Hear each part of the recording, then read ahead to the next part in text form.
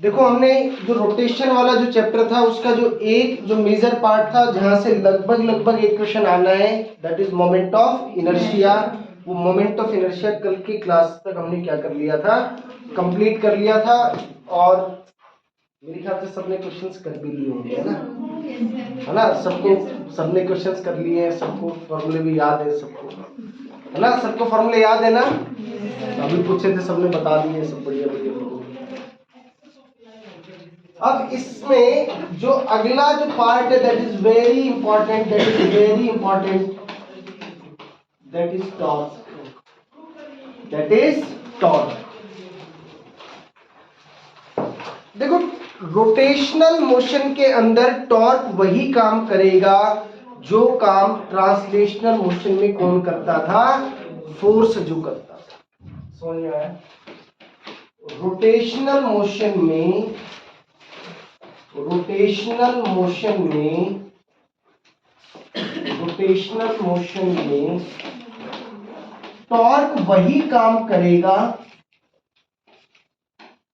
Torque वही काम करेगा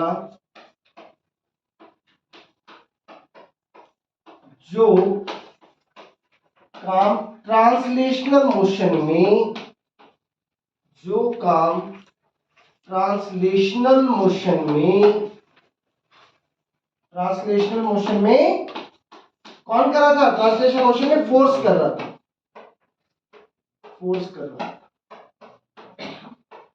यानी कि अगर किसी बॉडी का, आप जरा ऐसे समझो कि अगर किसी बॉडी को आपको ज्यादा फोर्स लगाना पड़ा, क्या करना पड़ा, ज्यादा फोर्स अगर लगाना पड़ा तो आपको क्या हुआ, ज्यादा कष्ट हुआ उसको चलाने के लिए। इसी तरह से अगर आपको किसी बॉडी को घुमाने के लिए किसकी जरूरत पड़ेगी, टॉर्क की। बिना टॉर्क के आप बॉडी को क्या नहीं करवा सकते, रोटेट नहीं करवाया जा सकता बिना टॉर्क के। यानी कि टॉर्क कुछ भी नहीं है, इट इज रोटेशनल इफेक्ट। ये क्या चीज है, रोटेशनल इफेक्ट ही है। विदाउट टॉर्क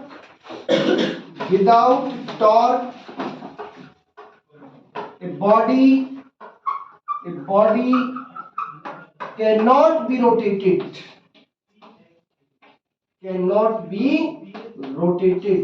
एक बॉडी को आप क्या नहीं कर सकते, रोटेट नहीं कर सकते अगर टॉर्क क्या है, जीरो है। अगर टॉर्क जीरो है तो बॉडी को घुमाया नहीं जा सकता, ये बात ध्यान रही आपकी। जैसे कि अगर फोर्स जीरो होता था, अगर फोर्स क्या होता था, जीरो, तो आप उसका क्या चेंज नहीं कर सकते थे, स्टेट ऑफ मोशन। इसी तरीके से अगर टॉर्क जीरो तो आप बॉडी को क्या नहीं कर पाओगे, घुमा नहीं पाओगे। क्लियर हो गया? It is also known as moment of force. इसका एक और नाम दिया गया, मोमेंट ऑफ फोर्स भी कहते हैं इसको। It is also known as moment of force. Again it is also defined about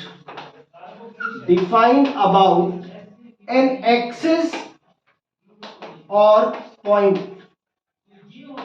torque को भी आप या तो किसी एक्सिस के अबाउट डिफाइन करेंगे या किसी पॉइंट के अबाउट डिफाइन करेंगे। इन जनरल डिफाइन नहीं किया जा सकता टॉर्क। क्लियर हुई ये बात? क्या करोगे, torque is defined about a axis और about a point. It is a vector quantity. कैसी क्वांटिटी है ये, वेक्टर क्वांटिटी है। It is a vector quantity. इसको डिफाइन कैसे करेंगे, भैया, इसको कैसे डिफाइन करोगे, tau equals R cross F. देखो इस चैप्टर के अंदर टॉर्क निकालना, देखो एक पार्ट वो जो हो गया, कौन सा, वो जो मोमेंट ऑफ इनर्शिया हो गया, उसमें टॉर्क का कोई रोल नहीं था। लेकिन अब जो आगे जितना भी पढ़ने वाले हैं उस सब में बिना टॉर्क के काम चलने वाला नहीं है। लगभग हर सवाल में टॉर्क की जरूरत पड़ेगी, लगभग हर सवाल में एंगुलर मोमेंटम की जरूरत पड़ सकती है। अगर आपको टॉर्क निकालना आ गया तो आप यकीन मानिए आपको एंगुलर मोमेंटम में किसी तरह की कोई दिक्कत नहीं आएगी। सेम तरीका है, तब इक्वल्स आर क्रॉस एफ। आपको क्रॉस प्रोडक्ट आपने पढ़ा था, याद है क्या? ए क्रॉस बी, वही वाला क्रॉस प्रोडक्ट ये भी है। कैसे है ये आर क्रॉस एफ, कैसे डिफाइन किया जरा समझते हैं बेटा। मान लो कि ये कोई बॉडी है आपकी, ये कोई क्या है, रिजिड बॉडी है कोई आपकी। ये ऐसे करो, पहले किसी पॉइंट के ऊपर निकाल के देख लेते हैं, कोई एक जनरल पॉइंट ले लेते हैं, ऐसे समझते हैं, ऐसे समझिए कि ये आपका एक्सिस है बेटा, ये वाई एक्सिस, ये एक्स एक्सिस, ये कोई पार्टिकल है, ये कोई क्या है, पार्टिकल। लेटेस्ट से इस पर ये फोर्स एफ लग रही है, इस पार्टिकल का कुछ मास एम होगा। क्लियर हो गया? अब यह कोई पॉइंट है ओ, ये पॉइंट कहीं पे भी हो सकता है, मैंने वैसे ही यहाँ पे पॉइंट ऑफ इंटरसेक्शन पे ले लिया या ओरिजिन पे ले लिया। तो आप देखो कि आर और एफ का सिलेक्शन कैसे होगा। एफ का सिलेक्शन करने में आपका कोई रोल नहीं है, फोर्स ऑलरेडी क्वेश्चन में दे रखी होगी। तो मान लिया कि ये फोर्स आपको दे रखी है, अब आपको ये आर वेक्टर बनाना है। आर वेक्टर जो बनाना है आपका, आर जो भी कोई वेक्टर है आपका, देखो उस वेक्टर के पास दो चीजें रहेंगी, एक वेक्टर का रहेगा हेड और दूसरा वेक्टर का रहेगा टेल। एक हेड और दूसरा टेल। ये जो आर वेक्टर है, इस आर वेक्टर की टेल तो वहां रहेगी जिस पॉइंट के अबाउट टॉर्क निकालना है। आर वेक्टर का हेड कहां रहेगा, टेल कहां रहेगी, जिस पॉइंट के अबाउट टॉर्क फाइंड आउट करना है, और उसका हेड वहां रहेगा eight the point of application of force. कहां पर रहेगा, eight the point of application of force. आपको इस पॉइंट के अबाउट टॉर्क निकालना था, तो यहां तो वेक्टर का रखा हेड, ये point of application of force है, जहां क्या लग रही है, फोर्स लग रही है। इनको ज्वाइन कर दो यार, ये आपका क्या बन गया, ये वेक्टर आर बन गया। ये लेटर से कि एफ मैंने इसके पैरेलल लिया था कन्वीनियंस के लिए, ये angle theta. Theta is the angle between vector R and vector F. ये भी सब बातें लिखवाऊंगा, पहले इसको समझ लेते हैं। क्या आपको ये आर कैसे रखना है और एफ कैसे रखना है समझ में आ गया? थोड़ा सा रिव्यू करवा देता हूं। दो वेक्टर्स के बीच में एंगल कैसे देखते हो, या तो उन दोनों का क्या कॉमन कर दो, टेल कॉमन कर दो, या दोनों का हेड कॉमन कर दो। Angle lies between 0 and 180 degree, दोनों के बीच का एंगल होना चाहिए। या एक और दूसरा तरीका क्या था कि भाई या तो हेड कॉमन करना था, टेल कॉमन करना था। ये हो गया, ये वाला आइडिया। अब आप देखो कि आर वेक्टर का भी मुझे समझ में आ गया कि ये जो आर वेक्टर जो होगा, इस वेक्टर का हेड कहां होगा, या पहले देखो टेल वहां होनी चाहिए, वहां होगी जिसके अबाउट टॉर्क फाइंड आउट करना है, टॉर्क फाइंड आउट करना है। जिसके अबाउट टॉर्क फाइंड आउट करना है वहां पर इस वेक्टर का क्या रहना चाहिए, टेल रहना चाहिए। What about head, head should be at the point of application of force. Head जो है आपका, head of vector R, head of vector R ये कहां होना चाहिए, at the point of application of force, at the point of application of force, at the point of application of force। जिस point पर force लगाया है वहां पर। क्लियर हो गई ये बात? अब आप एक बात देखो कि ये तो देखो tau is equal to R cross F, ये कौन सी फॉर्म है इसकी टॉर्क की, ये वेक्टर फॉर्म है। ये कौन सी फॉर्म है, वेक्टर फॉर्म ऑफ टॉर्क। लेकिन जब मुझे मैग्नीट्यूड लिखना होगा तो मैं टाउ इज इक्वल टू क्या लिखूंगा बेटा, आर एफ साइन थीटा। क्या लिख दूं मैं, आर एफ साइन थीटा।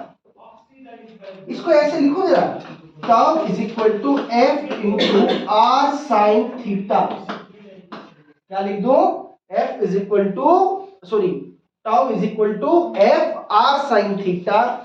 इस आर साइन थीटा को अलग से ब्रैकेट में लिखा, उसका मतलब समझें कि भैया ये जो वेक्टर आर आएगा ऐसे, इस वेक्टर आर के दो कंपोनेंट होंगे। ध्यान से देखो, ये वेक्टर आर है, इसको आगे लेके जा सकते हैं। इस वेक्टर के दो कंपोनेंट है, किधर आएगा, ये क्या कंपोनेंट आएगा, अरे ये वाला कंपोनेंट आर कॉस थीटा, और ये नहीं आएगा भैया, एक सेकंड, ये वेक्टर आर था और ये एंगल आपका क्या था, थीटा। एक तो इसके अलोंग तो क्या आया, आर कॉस थीटा, और दूसरा इसके क्या आया, perpendicular, which is R sine theta. तो क्या R sine theta perpendicular component of R है क्या, किसके परपेंडिकुलर, एफ के परपेंडिकुलर। ये भैया फोर्स के परपेंडिकुलर आर साइन थीटा आया है। एक कंपोनेंट आर कॉस थीटा तो आपने किसके अलोंग ले लिया, एफ के अलोंग। दूसरा कंपोनेंट कौन सा है, एफ के परपेंडिकुलर।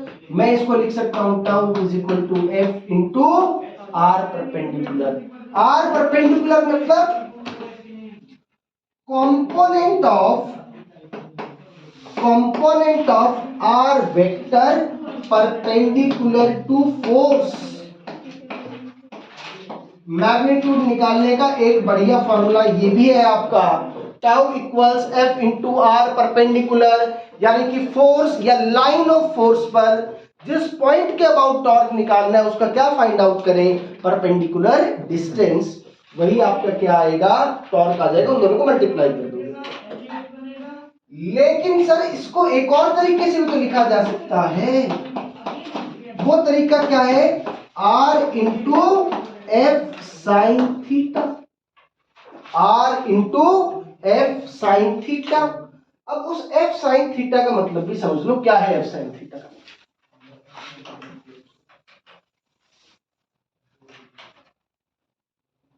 ये देखो, ये डायग्राम में दोबारा से बना देता हूं आपका। ये आपका वेक्टर आर आया था, ये इधर एफ वेक्टर था और ये एंगल थीटा था। इस एफ का एक कंपोनेंट तो भैया ये आ गया क्या, एफ कॉस थीटा, और ये दूसरा कंपोनेंट क्या आया, एफ साइन थीटा। क्या भैया इस एफ साइन थीटा को क्या लिखा जा सकता है, एफ साइन थीटा को एफ परपेंडिकुलर। अरे बताओ क्या लिखा जा सकता है बेटा इस एफ साइन थीटा को, एफ परपेंडिकुलर। एफ परपेंडिकुलर का क्या मतलब हुआ, component of force perpendicular to R vector. This F perpendicular is what, this is component of force perpendicular to r vector। देखो जो आप फिजिक्स में जो आप बात करते हो ना कि कॉन्सेप्ट, ये एक्चुअल में ये जो बातें भी लिखी जा रही हैं यही तो कॉन्सेप्ट है। अगर आपको ये सारी चीजें ध्यान रहेंगी तो ही आप क्या कर पाओगे, तो ही आप क्वेश्चंस कर पाओगे, आप किसी भी क्वेश्चन का आंसर कर पाओगे। अब एफ परपेंडिकुलर पता लग गया। एफ परपेंडिकुलर क्या है, आपका कंपोनेंट है, किसका कंपोनेंट है, फोर्स का कंपोनेंट है, जो किसके परपेंडिकुलर है, आर के परपेंडिकुलर। क्लियर होगी ये बात, component of force perpendicular to this R. तो दो तरीके हो गए टॉर्क का मैग्नीट्यूड निकालने के लिए। एक तरीका तो क्या है कि लाइन ऑफ फोर्स पर जिस पॉइंट के अबाउट टॉर्क निकालना है उससे क्या ड्रॉ कर दो, परपेंडिकुलर। तो उस फोर्स को, उस परपेंडिकुलर दूरी को क्या कर दो, मल्टीप्लाई कर दो। दूसरा तरीका क्या हो सकता है कि आर वेक्टर जो है उसके क्या ड्रॉ कर लो, उसके परपेंडिकुलर ड्रॉ कर लो, क्या, एफ का कंपोनेंट, और उन दोनों को मल्टीप्लाई करो। क्लियर हो गया। अगली इंपॉर्टेंट बात कि सर आपने टाउ इज इक्वल टू लिखा एफ आर साइन थीटा। क्या लिखा, एफ आर साइन थीटा। तो अगर क्या होगा, अगर थीटा बराबर 90 डिग्री हो गया, अगर थीटा 90 डिग्री हो गया, उस केस में टॉर्क की वैल्यू क्या आएगी, मैक्सिमम टॉर्क आएगा। क्या आएगा, मैक्सिमम टॉर्क आएगा। And that maximum torque is equal to F into R. वो मैक्सिमम टॉर्क क्या होगा, F इंटू आर। लेकिन अगर क्या हो जाए, अगर आपका थीटा 0 डिग्री या फिर कितना हो जाए 180 degree, in that case torque will be 0 and this torque will be minimum also. Torque minimum भी होगा और 0 भी होगा। अब इसका मतलब समझो, देखो भाई टॉर्क 0, ये मैथमेटिकल एक्सप्रेशन से समझ में आ गया कि थीटा 0 या 180 डिग्री होना चाहिए। इसका मतलब पता क्या हुआ, अगर line of force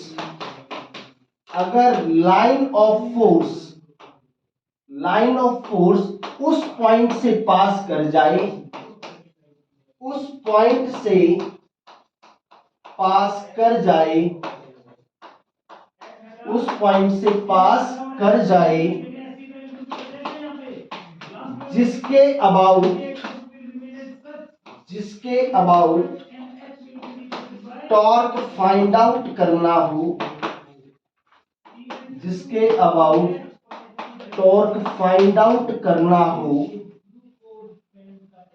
then torque will be 0।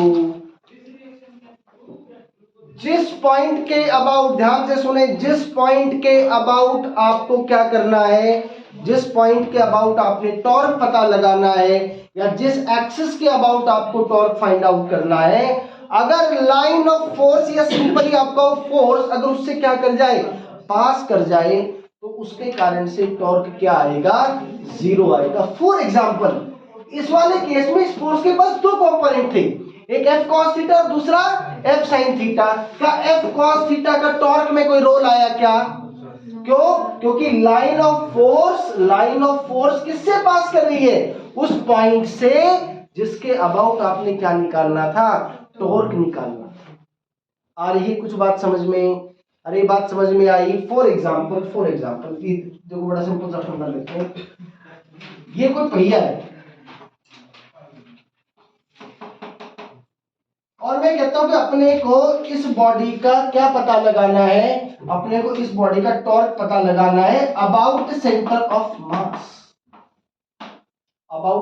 Of mass. ठीक है, तो इस बॉडी पर क्या क्या फोर्सेज लग रही हैं? एक तो इसका वेट mg और एक यहां से क्या लग रहा है, नॉर्मल रिएक्शन। आपको किसके अबाउट टॉर्क फाइंड आउट करना है, सेंटर ऑफ मास के अबाउट। अब सेंटर ऑफ मास के अबाउट mg के कारण से टॉर्क कितना आएगा और नॉर्मल रिएक्शन के कारण कितना आएगा।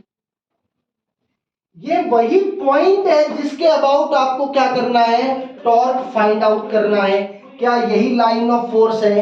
अरे क्या यही लाइन ऑफ फोर्स है? नॉर्मल और mg दोनों इसी लाइन से पास कर रहे हैं क्या? अरे दोनों इसी लाइन से पास कर रहे हैं, दोनों के कारण से टॉर्क क्या आएगा, 0। दोनों के कारण, इसीलिए ऐसे रखा हुआ पहिया कभी नहीं घूम सकता। इसलिए रखा हुआ पहिया घूम नहीं सकता क्योंकि mg भी उसी लाइन से पास कर रहा है, नॉर्मल रिएक्शन भी उसी लाइन से पास कर रहा है, तो कोई टॉर्क जनरेट करने वाला है ही नहीं। आपको इसका और बढ़िया प्रैक्टिकल सा एग्जांपल, आप लोगों ने देखा, वो दरवाजा देखा है, ऐसे दरवाजा लगा हुआ है, मान लिया आपको इसके अबाउट ये एक्सिस है, इसके अबाउट घूमता है। आपने कभी किसी भी दुनिया में कोई ऐसा दरवाजा देखा है क्या जिसका हैंडल यहां लगा हुआ हो? अरे ये इसके अबाउट घूमना है, ये हैंडल कहां लगा होता है इसका, दरवाजे का बिल्कुल इस वाले हैंड पॉइंट पर, यही तो कहीं लगा रहता है हैंडल। अरे दरवाजा जानते हो, तो दरवाजे में जो भी हैंडल लगा हुआ है वो जानबूझ करके यहीं लगाया गया है। क्यों लगाया गया है? क्योंकि अगर आपने उसको हैंडल को यहां लगा दिया तो आप उसको कभी घुमा नहीं पाओगे। अरे घुमा पाओगे क्या? कभी नहीं घुमा पाओगे। कम फोर्स पे टॉर्क मैक्सिमम हो, इसलिए परपेंडिकुलर दूरी पर लगाया और मैक्सिमम दूरी पर लगाया। समझ में आ गई बात? आपको कहीं यहां बीच में नहीं मिलेगा, हमेशा एंड पे मिलेगा, ताकि क्या परपेंडिकुलर क्या चीज, torque maximum for a given force, same force के लिए टॉर्क ज्यादा लगे, हम ये चाहते हैं। परपेंडिकुलर दूरी पर लगाएंगे और मैक्सिमम दूरी पर लगाएंगे हमेशा। क्लियर होगी ये बात? तो टॉर्क कब जीरो होगा, ये बड़ा इंपॉर्टेंट है। अगर आपका लाइन ऑफ फोर्स, अगर आपका लाइन ऑफ फोर्स किससे पास कर जाए, अगर आपका लाइन ऑफ फोर्स किससे पास कर जाए, एक्सिस ऑफ रोटेशन से, या उस पॉइंट से जिसके अबाउट क्या फाइंड आउट करना है, टॉर्क फाइंड आउट करना है, तो मोमेंट ऑफ उसका टॉर्क क्या हो जाएगा, जीरो। फॉर एग्जाम्पल ये देखो फिर से, हमें ये मान लो ये एक्सिस है, अगर ये एक्सिस है, ध्यान से समझना, और मैं फोर्स ऐसे लगा रहा हूं, अगर ये एक्सिस है और मैं फोर्स ऐसे लगा रहा हूं, तो इस पॉइंट के अबाउट मुझे आप एक बात बताओ, टॉर्क कितना आएगा, जीरो टॉर्क। अरे कितना आएगा, जीरो टॉर्क आ जाएगा। आप घुमा पाओगे कि यार लगाओ फोर्स, क्या इसको कभी भी घुमा पाओगे ऐसे टेंजेंशियल फोर्स, ऐसे फोर्स लगा के घुमा पाओगे कभी दरवाजे को, कभी नहीं कर पाओगे। अगर मैंने फोर्स ऐसे लगा दिया तो क्या ये अभी फोर्स उसी एक्सिस से पास कर रहा है, तो भी इसका टॉर्क क्या आ गया, जीरो आ। क्लियर है ये बात? तो इस चीज का ध्यान रखना है कि टॉर्क कब जीरो होगा। अब इसमें एक दो चीजें और देखो, अभी क्रॉस प्रोडक्ट का जो रूल आया था इसमें, उस क्रॉस प्रोडक्ट का रूल को भी क्लियर कर लेते हैं एक बार। हमने लिखा tau is equal to R cross F, tau is equal to क्या लिखा, आर क्रॉस एफ। आपको याद होना चाहिए क्रॉस प्रोडक्ट में कि ए क्रॉस बी, ए क्रॉस बी, अब मैं बेटा डायरेक्शन की बात कर रहा हूं, ए क्रॉस बी एक ऐसा वेक्टर आता था जो वेक्टर ए वेक्टर बी दोनों के, और उस प्लेन में, जिस प्लेन में वो दोनों वेक्टर्स रहते थे उसके क्या होता था, परपेंडिकुलर। याद है कि भूलभाल नहीं? अरे याद है क्या, ए क्रॉस बी एक ऐसा वेक्टर आता था, पहली बात तो कि क्रॉस प्रोडक्ट जो होता है it gives U A vector quantity, और ए क्रॉस बी एक ऐसा वेक्टर है जो वेक्टर ए के भी परपेंडिकुलर है, वेक्टर बी के भी परपेंडिकुलर है, and the plane containing the vector A and B. Clear होगी ये बात? क्लियर? अच्छा, इसका मतलब सर पता क्या हुआ कि ये जो टाउ आया, ये जो टॉर्क आया, ये कैसे आया, चलो इसके पहले डायरेक्शन की बात करो फिर बात करते हैं। चलो इसकी डायरेक्शन देखिए। आप मुझे एक बात बताओ कि जो क्रॉस प्रोडक्ट आता है, क्रॉस प्रोडक्ट आता है, उसकी डायरेक्शन कहां से पता लगती है आपको? Right hand thumb rule, right hand thumb rule. अगर आपको ए क्रॉस बी की डायरेक्शन पता लगानी होती थी तो आप क्या करते थे, अपने राइट हैंड के फिंगर्स को, राइट हैंड की फिंगर्स को क्या करते थे, वेक्टर ए से बी की तरफ कर्ल करते थे। Let this B vector A, ये कोई vector B. Right hand thumb rule क्या कहता है अच्छा, राइट हैंड थंब रूल का पहला रूल क्या है? राइट हैंड थंब रूल को यूज करने का पहला एक कंडीशन होनी चाहिए, and that condition is you must be using your right hand. है ना? ऐसा नहीं है कि राइट हैंड से काम कर रहे हैं लेफ्ट हैंड चला रहे हैं। आपने राइट हैंड को, वेक्टर ए क्रॉस बी चाहिए तो वेक्टर ए से क्या किया आपने, वेक्टर बी की तरफ कर्ल कर दिया।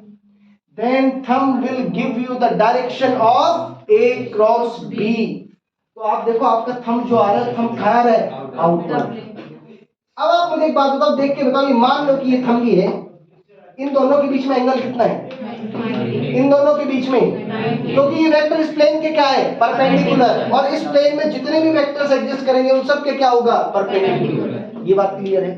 यानी कि जो मैं बात बोल रहा था आपको कि ए क्रॉस बी एक ऐसा वेक्टर आएगा जो ए और बी और उस प्लेन के क्या रहेगा, परपेंडिकुलर। डायरेक्शन सबको समझ में आ गई? क्या ए क्रॉस बी और बी क्रॉस ए सेम होंगे? क्या मैग्नीट्यूड में सेम होंगे? भाई A cross B and B cross A are not equal, क्योंकि दोनों की डायरेक्शन क्या है, ऑपोजिट। ए क्रॉस बी तो ये आया, बी क्रॉस ए करोगे तो अंदर की तरफ गया। हाँ, मैग्नीट्यूड दोनों का क्या है, सेम, बट दोनों की डायरेक्शन क्या है, ऑपोजिट। तो technically A cross B is not equal to B cross A. क्या A dot B B dot A के बराबर है? हाँ वो, क्योंकि वो तो कैसी क्वांटिटी है, स्केलर क्वांटिटी।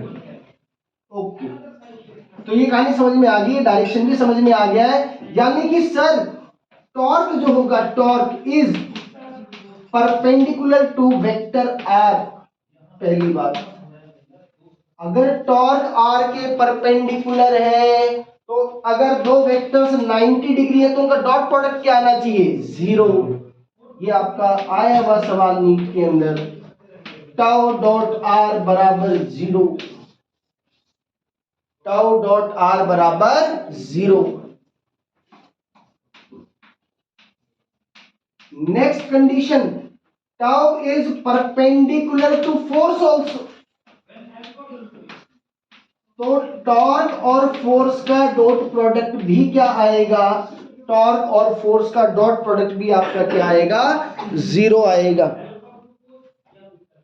इन दोनों का डॉट प्रोडक्ट भी क्या आ जाएगा, आपका 0 आ जाएगा। ये आपका नीट में आया हुआ सवाल।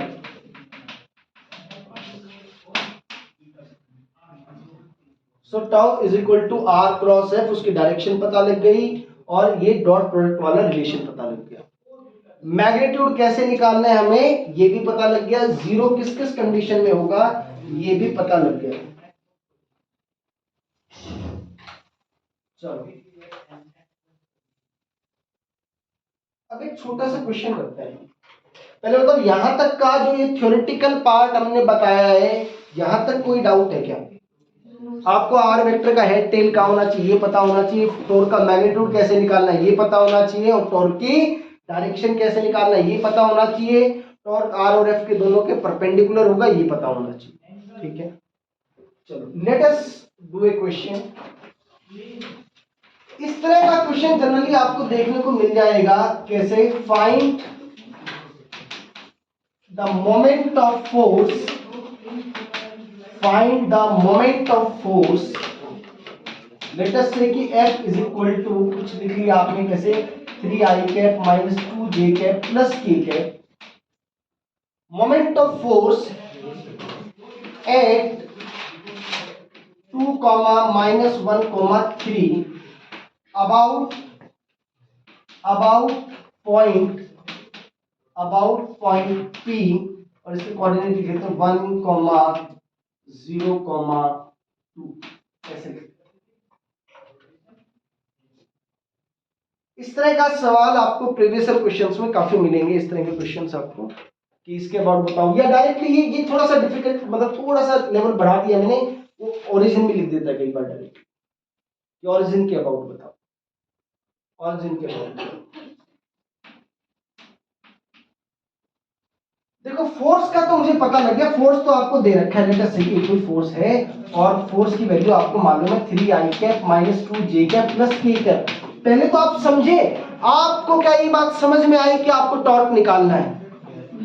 कैसे समझ में आई ये बात? Moment of force, moment of force का मतलब आपको क्या फाइंड आउट करना है, टॉर्क फाइंड आउट करना है।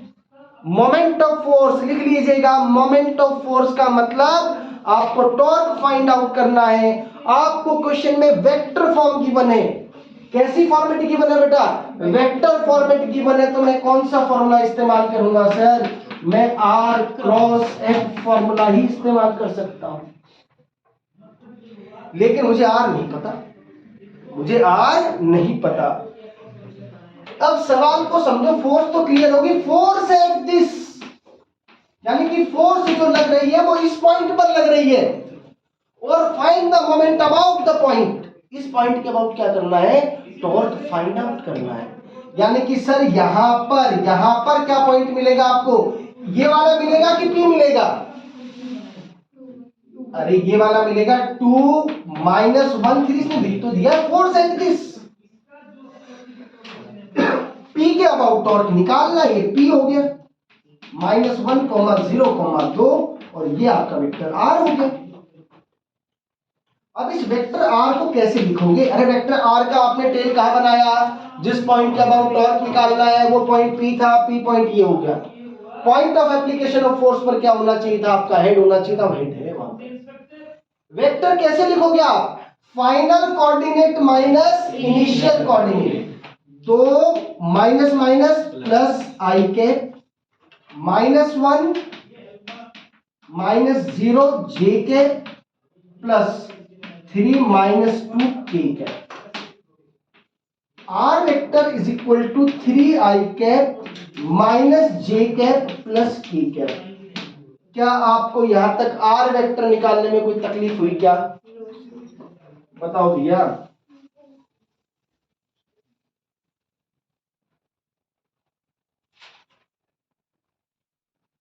अब एक अगली समस्या, अब इस क्रॉस प्रोडक्ट को सॉल्व करना।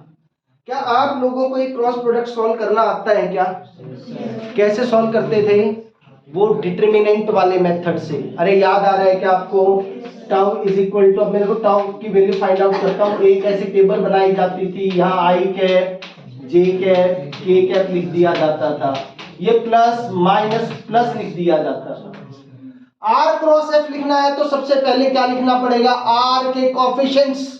आर के लिए देखो, आर के लिए आर का ये रहा, आई कैप का कोफिशिएंट कितना है? 3, जे का -1 और के का +1। क्या लिख दो? 3 -1 +1। बोलो ठीक है। अगला क्या लिखना है आपको? एफ कितना है? 3 -2 +1। 3 -2 +1। ठीक है। अब आप देखो कि कैसे करते हैं बेटा इसको मल्टीप्लाई, इसको सॉल्व कैसे करते हैं। आई कैप वाले रो और आई कैप वाले कॉलम को क्या कर दिया जाए? हाइड कर दिया जाए, छिपा दिया जाए। ये अगर आपने कर दिया तो क्या होगा? देखो सबसे पहले ऐसे मल्टीप्लाई करना होगा, -1 × 1 -1 -1 1 × -2 -2 अब जे का साथ कैसा आएगा? -j। अब जे वालों को छुपा लो, ये छुपा लिया, ये छुपा लिया। 3 × 1 3 माइनस 1 × 3 3 प्लस के कैप। अब ये छुपा लो, 3 × 2 3 × -2 -6 माइनस ऑफ 3 × -1 -3 -1 प्लस। ये बेटा कितना आ गया आपका? देखना आई कैप, देखना कोई गलती ना करे, तो 0 बन गया और ये +3।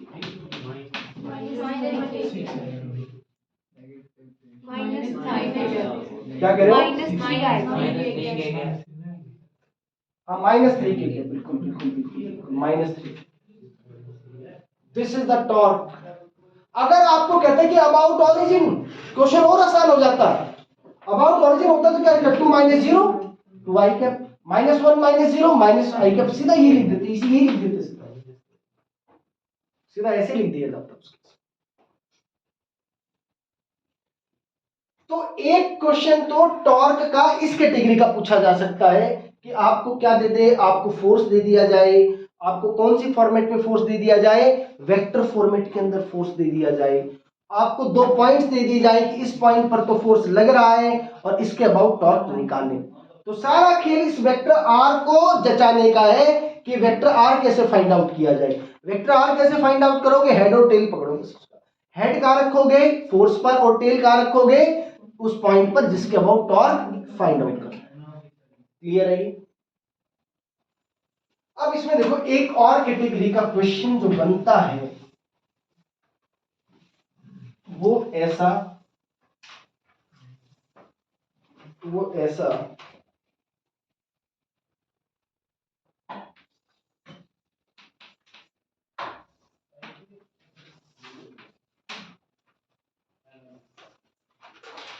लेट अस से 37 डिग्री, ये 10 मीटर, और ये इसके पैरेलल एक फोर्स लगा दिया। फोर्स मान लो कितना? 5 न्यूटन। आपसे क्वेश्चन में कहा है टॉर्क अबाउट को बताओ। अच्छा एक बात और ध्यान रखना बेटा, टॉर्क की जब डायरेक्शन की बात होगी तो मैं डायरेक्शन को, देखो डायरेक्शन तो हिसाब से आर क्रॉस एफ करोगे, या तो क्रॉस आएगा या डॉट आएगा। अरे टॉर्क की डायरेक्शन क्या आएगी? Either it will be cross और इट विल बी डॉट। अरे ऐसा ही होना चाहिए ना। आप अब फोर्स लगा रहे हो दरवाजे पे, तो बेसिकली क्या हो रहा है? टॉर्क की जो डायरेक्शन आएगी तो आर क्रॉस एफ से क्या आनी चाहिए? Either it will be cross और it will be dot.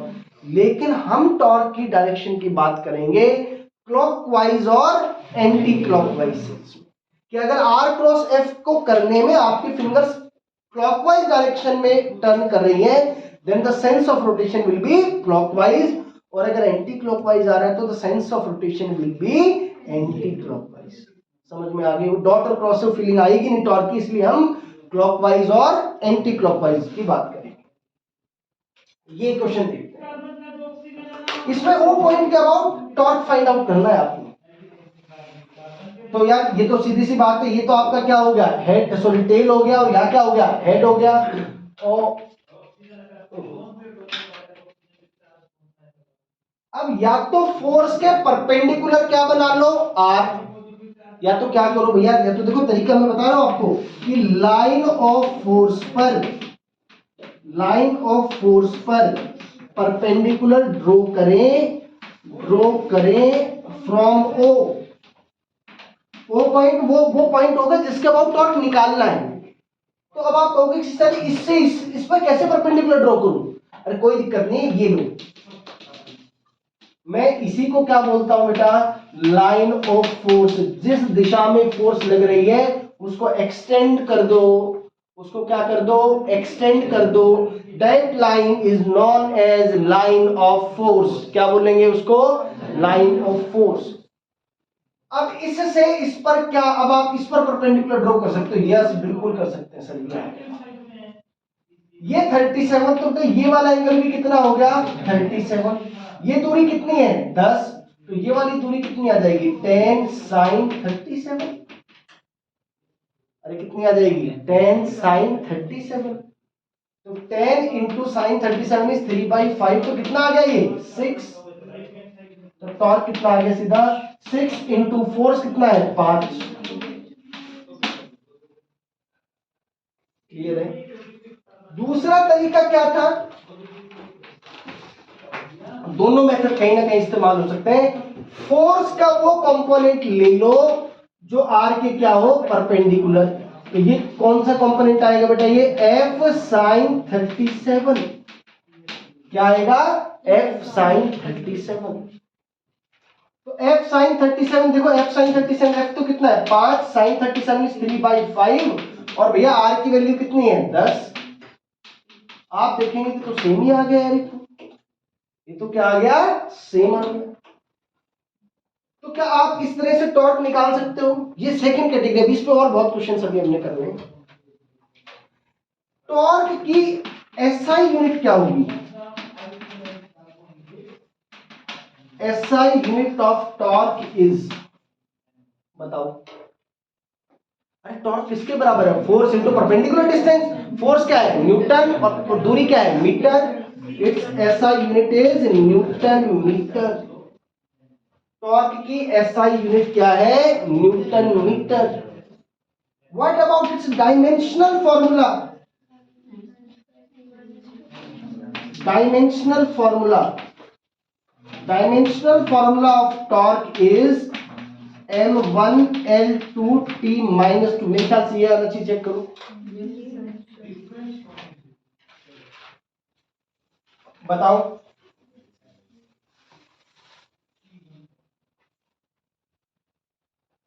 The dimensional